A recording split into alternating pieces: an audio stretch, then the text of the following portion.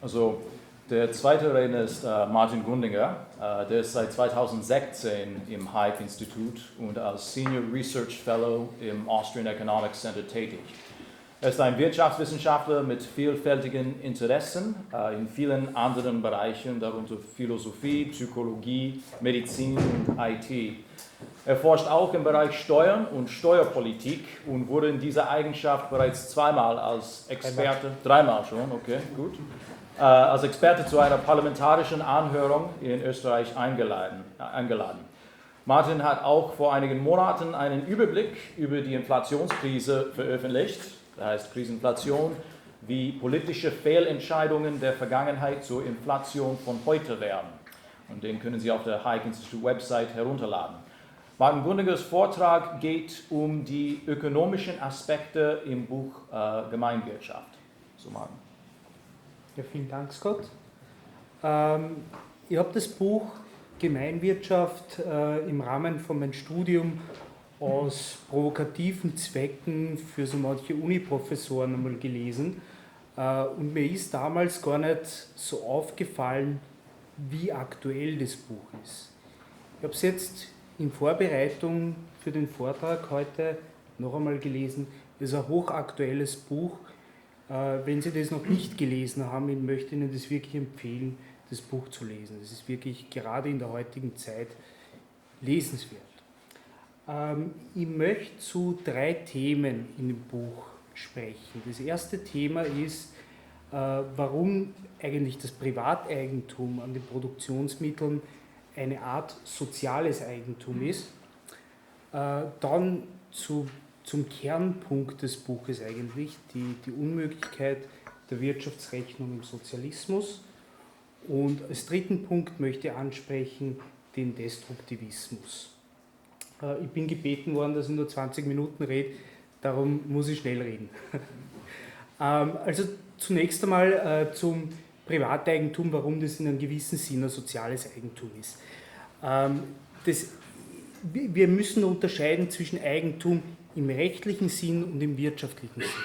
Das Eigentum, von dem ich spreche, ist strikt im wirtschaftlichen Sinn.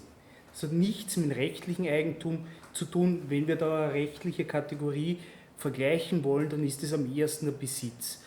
Um das ein bisschen zu illustrieren, ich werte da nicht, ob das Eigentum zu Recht entstanden ist oder ob das Eigentum zu Recht besteht. Der Dieb als Beispiel wäre jetzt in dem Falle der wirtschaftliche Eigentümer. Und der Mises geht in seinem Buch so vor, dass er unterscheidet zwischen einem physischen Haben und einem sozialen Haben.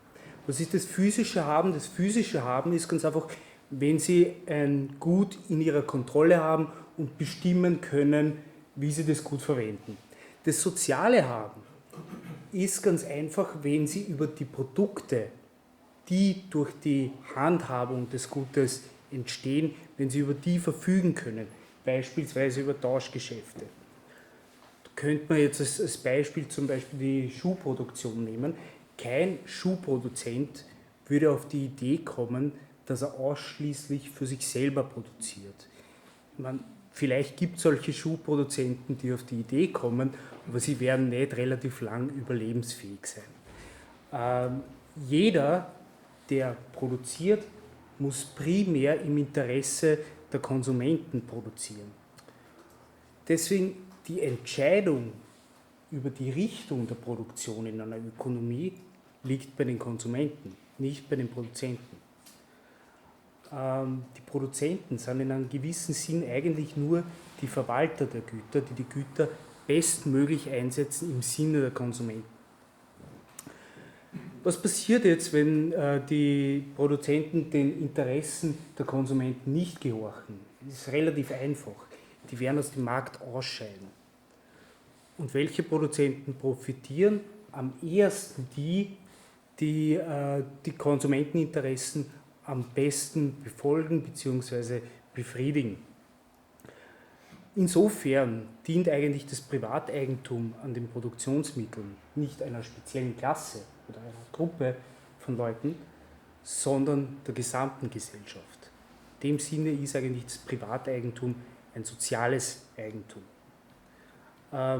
Ich muss aber da etwas dazu sagen, nicht dass Missverständnisse aufkommen. Ich spreche hier von einer idealisierten kapitalistischen Wirtschaft, nicht von der Wirtschaft, die es heute gibt. Also ich behaupte nicht, dass in der jetzigen Wirtschaft ausschließlich die Produzenten den Konsumenteninteressen folgen. Ganz im Gegenteil, ich glaube, dass das schon sehr stark verpolitisiert ist, leider.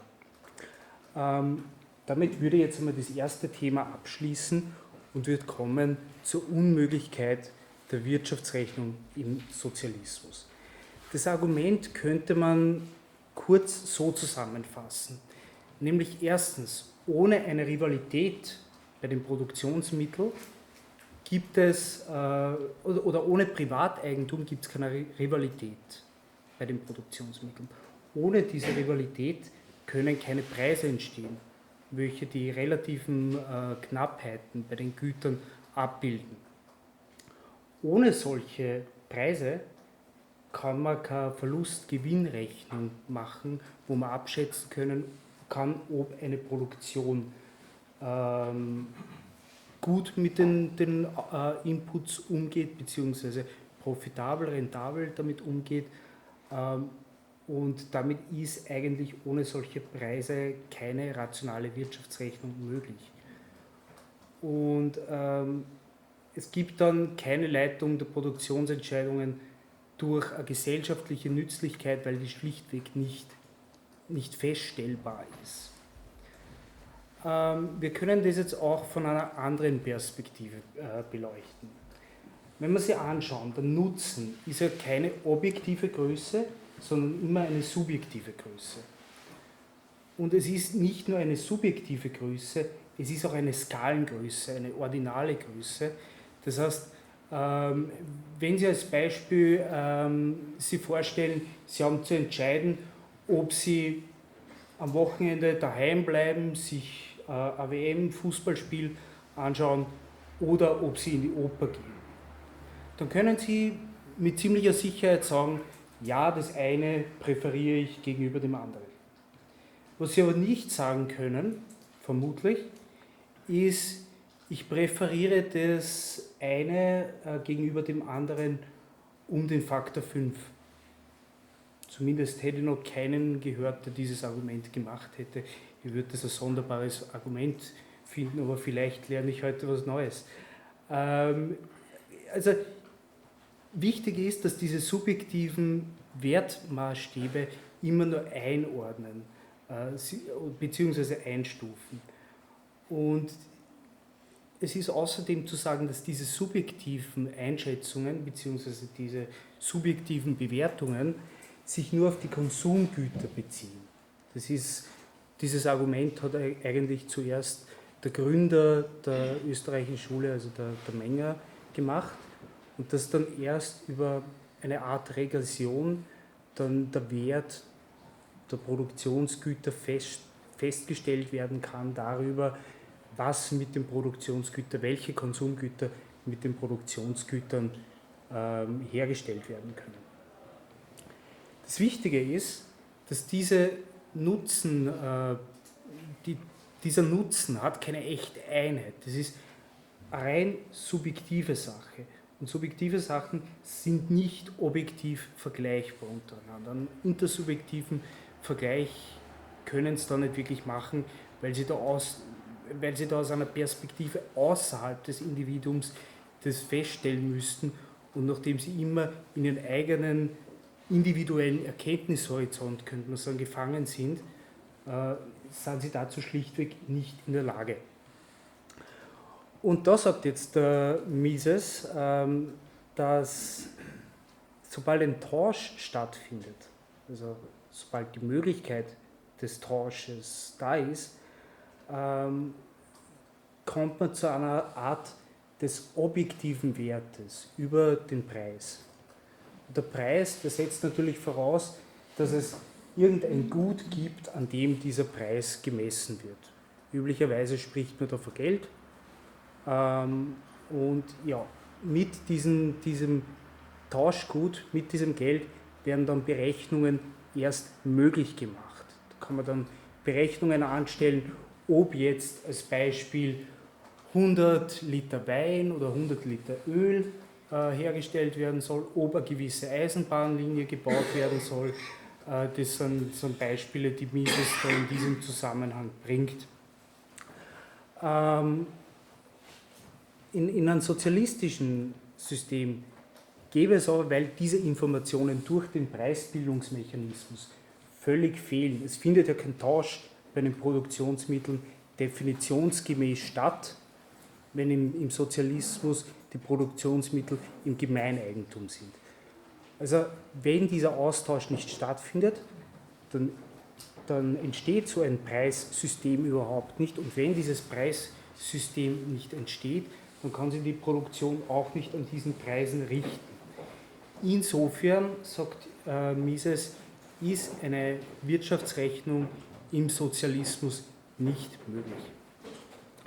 Und jetzt zum dritten Punkt meines Vortrags. Gut, 10 Minuten habe ich noch locker. Okay, also das ist der Destruktivismus. Das unterteilt der Mises in 6 Unterpunkten. Das erste ist der gesetzliche Arbeitsschutz, das zweite die Zwangsversicherung, dann hat er die Gewerkschaften drin, Arbeitslosenunterstützung, Sozialisierung, Steuerpolitik und Inflation. Und ich merke gerade, das hat 7 Punkte, nicht 6. Also, er argumentiert dann im Rahmen vom Destruktivismus, dass der Sozialismus notwendigerweise immer Vorhandenes zerstört durch eine Art Kapitalverzehr. Die zunehmenden Schwierigkeiten, die man dann hat, den Lebensstandard aufrechtzuerhalten, werden dann immer auf verschiedene Ursachen zurückgeführt, wie zum Beispiel Kriege oder Pandemien, wie auch immer, aber nicht auf die Kapitalaufzehrung, die stattfindet. Außerdem führt die Demagogie im Sozialismus immer oder tendiert dazu, zu einem kurzfristigen Fokus zu führen. Da gibt es dann einen hohen Pro-Kopf-Verbrauch im Konsum statt Kapitalbildung. Und dann macht er noch das Argument allgemein zum Destruktivismus der staatliche Einmischung in die Wirtschaft. Also wir sprechen da von Wirtschaftspolitik heute, immer das Wirtschaftsleben zerstört bis zu einem gewissen Grad und Verbote durch eine allgemein hinderliche Tendenz für einen Geist der Verschwendung in der Gesellschaft sorgen. So, gehen wir in die einzelnen Punkte rein. Zur Arbeitsgesetzgebung habe ich 2 interessante Punkte gefunden. Und der erste Punkt ist, dass die Arbeitnehmer für jede Schutzvorschrift direkt oder indirekt selbst bezahlen müssen. Wie? Auf der einen Seite werden sie weniger Löhne bekommen, wenn die Unternehmer Schutzvorschriften umsetzen müssen, weil natürlich dann weniger zur Verfügung zur Auszahlung von Löhnen steht. Die Schutzmaßnahmen, mit denen gehen immer Kosten einher. Das Zweite ist, dass dann vielleicht manche Unternehmer sagen, okay, ich kann diese Schutzvorschriften nicht erfüllen. Ich scheide aus. Das Angebot sinkt. Wenn das Angebot sinkt, steigen die Preise. Das ist eben direkt und indirekt. Auf die steigenden Preise geht er dann noch genauer ein. Aus zeitökonomischen Gründen würde ich das jetzt einmal auslassen. Ich glaube, das ist relativ klar, wenn das Angebot sinkt, dass die Preise steigen.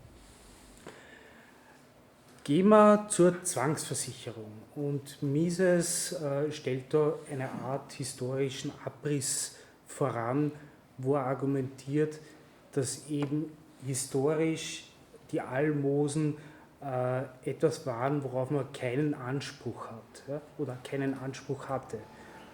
Und dann ist der Staat irgendwo da reingegangen und hat gesagt, okay, wir machen das zur gesellschaftlichen Pflicht. Damit ist einhergegangen, erstens, dass es keine Beeinträchtigung der sozialen Stellung bei der Beziehung von staatlichen Leistungen mehr gibt. Es gibt schlichtweg einen rechtlichen Anspruch auf diese Leistungen, genauso wie ein Beamter oder wie ein Politiker Anspruch auf gewisse Vergütungen hat. Und die Zahlungen für die Versicherung die wären jetzt natürlich bis zu einem gewissen Grad eine Belastung für die Grenzproduktivität der Arbeit, was dann wiederum für Sinken der Löhne, wir haben das schon davor gesehen, für Sinken der Löhne sorgt. Und dann macht er ein Argument, das aus meiner Sicht ein mutiges Argument ist, ich will es Ihnen aber nicht vorenthalten. Er argumentiert, dass Unfall- und Krankenversicherungen Unfälle und Krankheiten fördern, die Genesung behindern oder sogar Funktionsstörungen, die aus solchen Unfällen und Krankheiten resultieren, verlängern oder verstärken. Das ist das eine, was er sagt. Das zweite, was er sagt, ist, dass der Wille, dass man gesund und arbeitsfähig ist bzw. bleibt, der wird geschwächt oder sogar zerstört. Und dann schreibt er dazu noch, der Wille zur Gesundheit kann nicht geschwächt oder zerstört werden, ohne Krankheit zu erzeugen. Ich finde, das ist ein sehr interessanter Punkt, über den kann man auf alle Fälle diskutieren. Ich würde das, glaube ich, nicht so strikt formulieren, wie es der Mises in dem Buch gemacht hat, weil da sehr viele andere Komponenten aus meiner Sicht noch reinspielen. Aber wie gesagt, ich finde dieses Argument durchaus interessant und diskussionswürdig. Dann schreibt er zu Gewerkschaften, eine Sache, die er als hochproblematisch findet, ist das Recht, gegen Streikbrecher mit primitiven Formen der Gewalt, so schreibt er es wörtlich, vorzugehen. Und er meint eben, das hat äußerst bedenkliche Implikationen für den Umgang der Menschen in der Gesellschaft miteinander. Das ist ein Punkt, wo ich ihm, glaube ich, zustimmen würde. Wenn man zu Gewalt aufruft, dann ist es nie etwas, was zu befürworten ist aus meiner Sicht. Dann schreibt er auch, dass erhöhte Löhne durch Gewerkschaften zu Arbeitslosigkeit führen. Das ist etwas relativ Klares. Wenn Sie den Lohn über die natürliche Lohnrate erhöhen, dann ist ganz einfach Angebot-Nachfrage. Es besteht dann ein Überangebot an Arbeit und eine Unternachfrage nach Arbeit. Und so kommt es dann zur Arbeitslosigkeit. Und da gibt es noch eine zunehmende politisch-gewerkschaftliche Einmischung in das Wirtschaftsleben. Das hat dann wieder mit der Wirtschaftspolitik zu tun. Dann kommt er auf die Arbeitslosenunterstützung zu sprechen. Und die Arbeitslosenunterstützung, die sieht er als natürliche Folge der Umsetzung gewerkschaftlicher Forderungen und der daraus resultierenden Arbeitslosigkeit. Klar, wenn jetzt Leute arbeitslos werden, kann man es nicht verhungern lassen. Das ist was völlig Klares. Er schreibt aber auch, dass Beschäftigungsmangel eigentlich der falsche Begriff ist. Er sagt, der richtige Begriff wäre Lohnmangel, weil woran es mangelt, ist der Lohn, nicht die Beschäftigung. Beschäftigung gibt es in jeder Gesellschaft zu jeder Zeit genug. Insofern, also was aus seiner Sicht fehlt, ist entweder die Möglichkeit oder die Bereitschaft, zu einem angemessenen Lohn in einem Bereich zu arbeiten, in dem es Arbeit gäbe. Und das hat natürlich auch damit zu tun, dass er eigentlich von den Arbeitern eine gewisse Flexibilität fordert, was den Bereich, in dem sie arbeiten, betrifft. Also nicht nach dem Motto, ich habe das studiert und ich kann nur dort arbeiten oder ich habe das gelernt und ich kann nur dort arbeiten, sondern ganz einfach, es gibt Arbeit in der Gesellschaft und dort, wo Arbeit ist, dort muss man dann seine Leistung erbringen. Das ist sein Verständnis im Wesentlichen. Er argumentiert dann auch, dass Arbeitslosigkeit immer eine Folge gewerkschaftlicher Betätigung oder politischer Verbote ist. Besonders problematisch sieht er in dem Zusammenhang die Perspektivlosigkeit von zahlreichen Arbeitslosen, und da spricht er dezidiert auch Jugendliche an, die eben mit der Arbeitslosigkeit verbunden ist, und er schreibt dann auch, die Rekrutierung des Personals zukünftiger Revolutionen findet genau aus dieser Gruppe statt. Er kommt dann auf die Sozialisierung zu sprechen und er argumentiert da, dass staatliche Verwaltung grundsätzlich unwirtschaftlich arbeitet. Und er sagt, das zeigt sich sowohl an der Vergangenheit als auch in der Theorie. In der Theorie über fehlende Anreize zur Verbesserung durch einen fehlenden Wettbewerb und dadurch, dass zur Handlungsmaxime eher politische Kriterien als die Konsumenteninteressen werden. Die Kosten für die staatliche Verwaltung können dann meist nicht vollständig auf die Verbraucher abgewälzt werden, und deswegen sorgt eine Sozialisierung tendenziell dazu, dass eine Stützung dieses ganzen Systems über Steuergeld notwendig ist. Und da kommen wir dann auch schon zum nächsten Thema, was die Steuerpolitik ist.